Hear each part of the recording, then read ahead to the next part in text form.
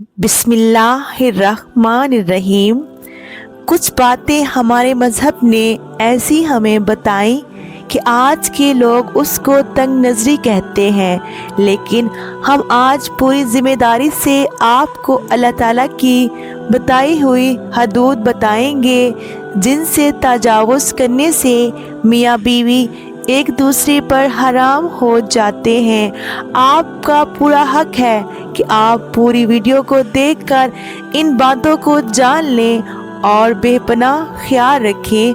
अल्लाह ताला ने कुरान में और नबी पाक सल्लल्लाहु अलैहि वसल्लम ने अपनी हदीस के ज़रिए से शादीशुदा जोड़ों के लिए कुछ हदूद बयान की हैं, और कोई भी शादीशुदा जोड़ा इन हदूद को पार नहीं कर सकता। सूरह बकरा में इरशाद है, ये अल्लाह ताला की हदें हैं, इनके पास ना जाना। आज के टॉपिक में हम जिन हदूद और गलतियों के बारे में बताने जा रहे हैं, वो गलतियां ऐसी हैं कि मियाँ या बीवी इन गलतियों में चाहे दानिस्ता तौर पर मुलव्विस हो या गैर दानिस्ता तौर पर मियाँ बीवी का निकाह टूट जाता है, मियाँ बीवी के लिए हमेशा के लिए हराम हो जाती है। इसलिए इन गलतियों और हदूद के बारे में जानना हर शादीशुदा जोड़े के लिए लाजम है, ताकि वो अपने आप को ऐसी गलतियों और गुनाहों से दूर रख सकें, ताकि उनकी ज़िंदगी में ऐसी पेचीदगी की नौबत न आने पाए।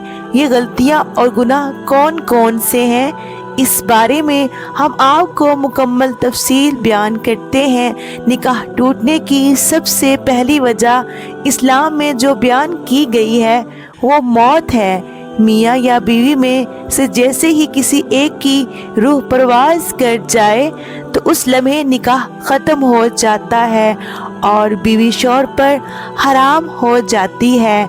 दूसरी वजह खुला ये है, जिसमें मियाँ बीवी बाहिमी तौर पर तलाक के लिए राज़ी हो जाते हैं।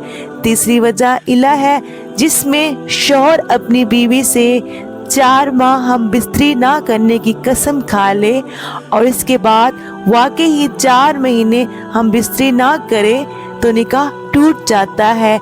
ये याद रहे कि ज़रूरी है कि शौहर कसम खाए, बिना कसम खाए हम बिस्तरी ना करने पर तलाक नहीं होगी। चौथी वजह जिससे निकाह टूट जाता है वो है लान, जिसमें शौहर अपनी बीवी को जिना करते हुए देख ले, और लान ये है कि शौहर 5 दफ़ा कसम खा कर बताए कि मैं अपनी बात में सच्चा हूँ और अगर मैं झूठ बोलूँ तो अल्लाह की लानत हो मुझ पर। इस तरह अगर शौहर 4 साल से ज़्यादा अरसे से गायब हो जाए तो काजी उसकी बीवी को निकाह से आज़ाद कर सकता है। ज़ौजैन में से अगर कोई भी दीन इस्लाम से मुनहरफ हो जाए तो तब भी निकाह टूट जाता है। इस तरह अगर मौत पर ज़राए से ये पता चल जाए कि मियाँ बीवी दोनों आपस में रज़ाई बहन भाई हैं तो काजी दोनों में लाजमी तफरीक कर दे। ये याद रहे कि अल्लाह ने रिश्तों की हदूद कायम की हैं और रिश्तों का आपस में तकद्दुस बयान किया है।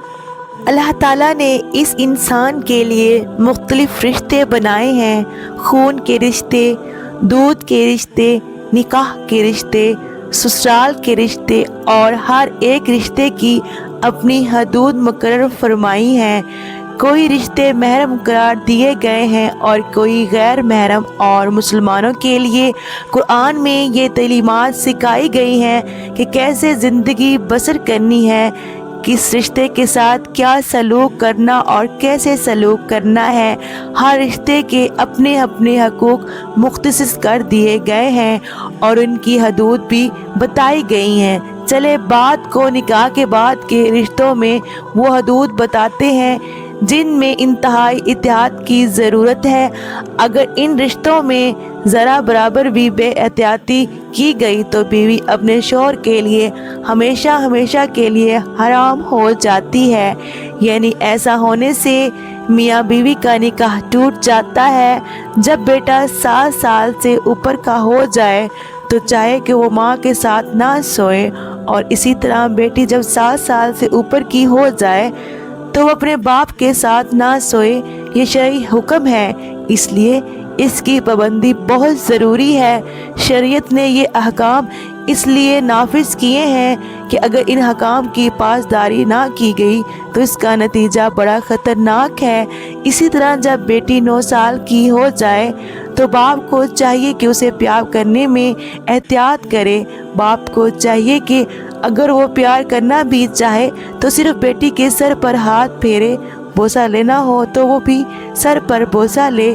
اسی طرح باپ کو چاہیے کہ اپنے جسم کو بیٹی کے جسم سے دور رکھے، کیونکہ اگر یہ احتیاط نہ برتی گئی اور کہیں باپ نے بیٹی کو ایسے پیار کر لیا کہ باپ کی شہوت یا بیٹی کی شہوت اور بڑھ گئی تو اس صورت میں اس شخص کے لیے اپنی بیوی یعنی اس کی بیٹی کی ماں ہمیشہ کے لیے حرام ہو جائے گی اور اس کا نکاح ٹوٹ جائے گا، اور یہ حکم ماں اور بیٹے کا بھی ہے۔ اس لیے ہماری اپنی بہنوں سے گزارش ہے کہ وہ بھی اپنے بیٹوں سے پیار کرنے میں احتیاط برتیں، حکام شریعت کے مطابق ان کو اپنے بستر سے اور اسی طرح بہنوں کے بستر سے دور کرے۔ آج کل دین سے دوری اور اسلامی تعلیمات کو نہ سیکھنے کی وجہ سے پہلے لاڈ پیار میں بچوں کو بگاڑا جاتا ہے، حدود نہیں بتائی جاتی اور پھر بعد میں رونا رویا جاتا ہے جو بے سود ہوتا ہے۔ اس لیے ضروری ہے کہ بیٹے کو ساس سے اوپر ہونے پر باپ کے پاس سلایا جائے، لیکن ماں کے پاس نہ سلائیں، اور بیٹی ماں کے پاس تو سو سکتی ہے لیکن باپ کے پاس نہ سوئے۔ اسی طرح ایک اہم رشتہ ساس اور داماد کا ہے۔ اگر نکاح کے بعد شوہر اپنے ساس کو ماں سمجھنے کے بجائے بدنیتی سے کام لے جس سے وہ ایک دوسرے کے قریب آ جائے اور ان میں شہوت آ جائے تو بیوی اس پر ہمیشہ کے لیے حرام ہو جاتی ہے۔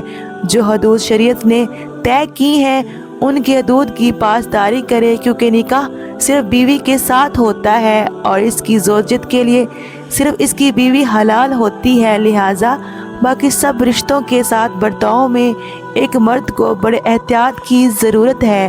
اب سسر کے لیے حکم ہے کہ بہو کو اپنی بیٹی جیسا سمجھے، اس کو بیٹی کا درجہ دے۔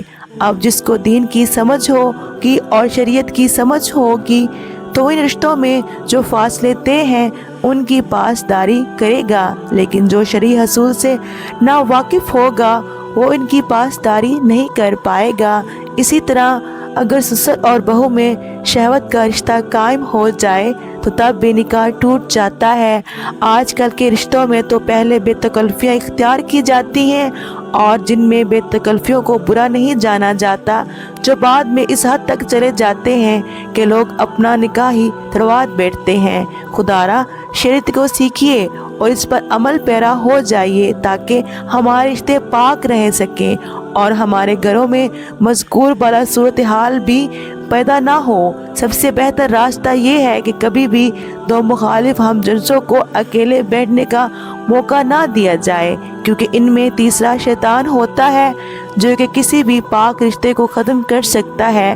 اے اللہ پاک ہمیں شیطان کے وسوسوں سے دور رکھنا اور ہمیں ہمارے رشتوں پر پاک دامنی عطا فرما، آمین ثم آمین یا رب العالمین۔ محترم ناظرین، میری آج کی ویڈیو آپ کو کیسی لگی کمنٹ کر کے ضرور بتائیے گا، اور اگر میرے سے کوئی غلطی ہوئی ہو تو پلیز آپ سے گزارش ہے میری اصلاح کیجیے گا۔ اللہ حافظ۔